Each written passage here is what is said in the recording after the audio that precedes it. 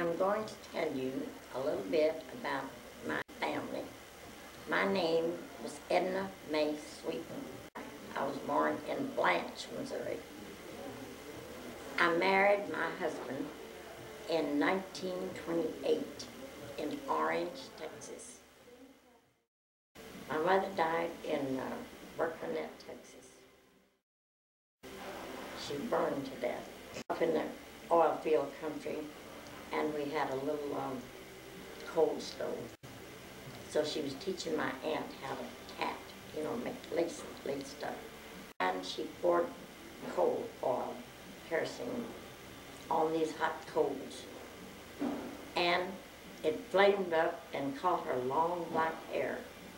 And she died 26 days later. Dad was an oil field worker.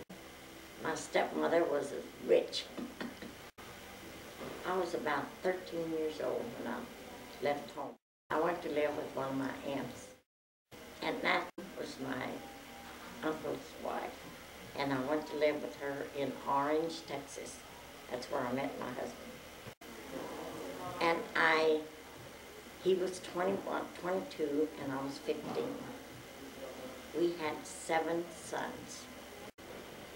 My first child when I was 16 years old.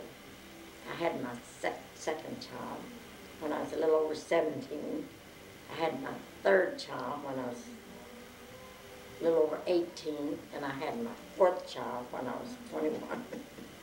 So I've been doing nothing but taking care of my family and my husband and my children. Then 7 years later, I had 3 more children. Well, DeWitt Jr. was born in 1929. He died when he was 38 years old. Melvin was born in 1930. He died when he was 63, I think, 64.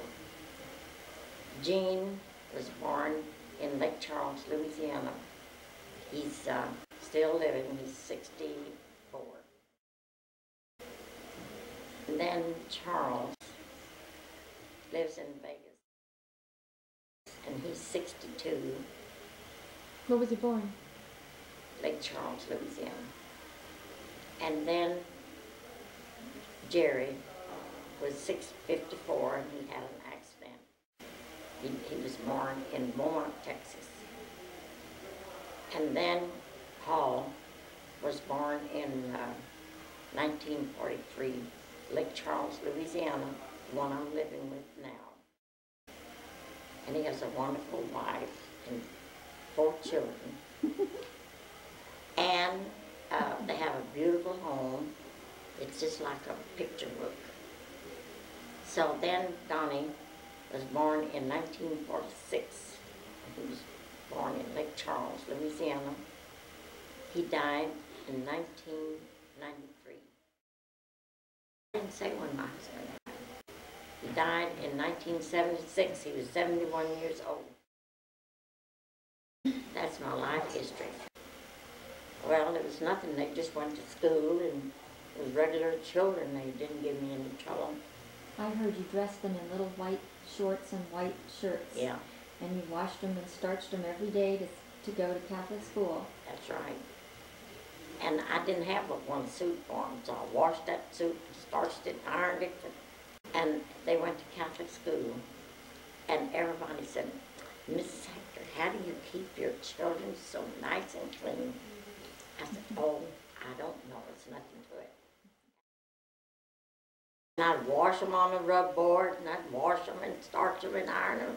The white shoes, white pants, white shirt, they looked like they just stepped out of a bandbox. Donnie was born a beautiful child, had red hair, a beautiful complexion, and he was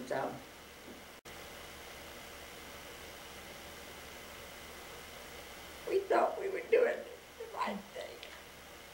So we give him all the helping coffee, all these shots. Mm-hmm. And it damaged his brain. So he had brain damage all of his life. Mm-hmm. And he couldn't talk. couldn't feed himself. He couldn't do anything for himself. I took care of him by myself. And I'm glad I did. Yeah. But when he was a little boy, didn't you do special things to keep him from hurting himself? Like you made a little scooter thing for him? Yeah, that stroller. Yeah, I made that stroller. Had made. They're making them now on the market. Same thing I had. I'd had it patented. I'd had it. So he learned to walk by himself in that stroller. We had a hard life, but we had a happy life. Did you always have somebody to help you in the South? Did Yes, you have somebody? most of the time. Everyone had. Yeah. Yeah, most of the time. Well, you could get a woman for $3.5. House in Charles? No, not a big house. Just a 4-bedroom house. And I had it furnished up real nice. And Dad drove a bread truck. I hated that bread truck. Why did you hate that? Because he never did make any money on it. He'd give it away as fast as he could run It was it during the Great Depression.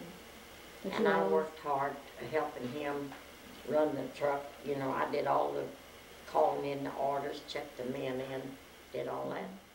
And he never did get recognition. So I look back then and I thought we were having a bad time and a hard time, but I'll go back to any of those days now.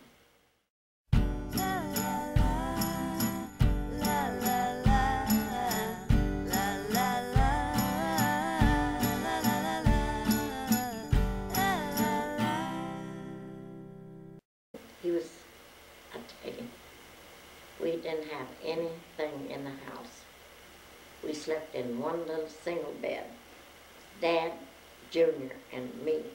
So the doctor came in when Melvin was born. Where's the bed for your son? I said, this is it right here. We'd wait till Dad went to work, and then we'd go to bed. He gave everything away. He had this friend at Saturdays. Always on holidays, we always had a big time with all the family over. And even on Green Tree, they'd all come over there and we'd have good dinners and whatever, wasn't it? We always had a lot of big goods and turkeys and ham and whatever. We always had a big time when all of our children came. I had those big old, I'd bake 4 or 5 cakes and stuff. Timmy'd go right in the door and go right into that bedroom there in the dining room. And I made this spice cake they liked so much. Man, he couldn't get enough of it. So I always had, well, I tried to make the best of everything I had. And we had this, I don't know what kind of car we had then. Cadillac. We had this 1962 Cadillac. It was brand new when we got it. So we went, it was a big car, so we went all around, went everywhere. Jerry and Paul and Don and Dad and me. And we had a lot of fun up there. We camped out. Jerry'd get up in the morning and build a big old fire and cook breakfast. And Paul, we had Paul's tent. We slept in that tent. And we had a lot of fun up there. So we went around, we went quite a bit. Just before Thanksgiving, we came to Lockwood. We didn't, we couldn't spend a lot of money, but we went to Palm Springs and we went down to San Diego. We went all kind of places like that. Came Junior and Hazel and Dad.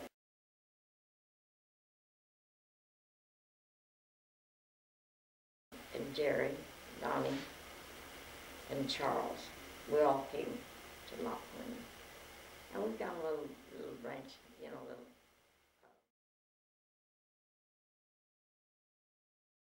tract house. We were comfortably fixed there, but nothing extra. And then we went into business.